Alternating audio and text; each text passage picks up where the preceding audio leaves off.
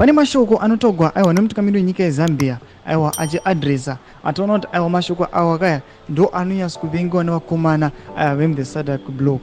Vakomana anoacuziwa vachinzi ndo vakomana vari corrupt, vakomana vanoriga maelections. Zvamongozwa kuti aiwa pangoitika the SADC summit vanhu vese vakabva vanyatsotozora kuti aiwa SADC yacho nevakomana vanotungamirira kuti vanouya chipa Idi Mnangagwa chairmanship vanenge vanozivana paunhu hwavo. Sandapenda mashoko anomuda nyogwa panapa kundobva subscribe like or turn on the bell icon.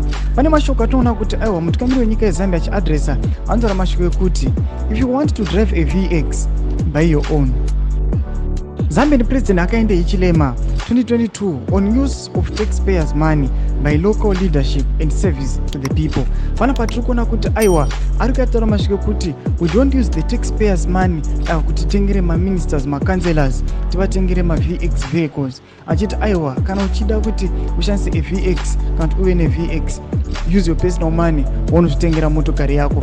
Panapa tiri kuona kuti aiwa ari kuya achida against mamwe macountries atoona akaita sana Zimbabwe ekuti aiwa macancelors maministers aiwa nemalegislators vanenge vachikopiwa mavehicles vachishandisiwa the taxpayers money.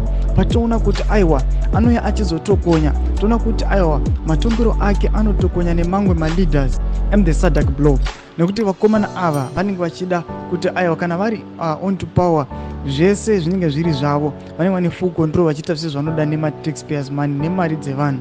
Motudze mafungiro enyu moti kudii pamusoro mashoko ake. Pinei mucomment section medu, musano subscribe kulike, turn on the bell icon.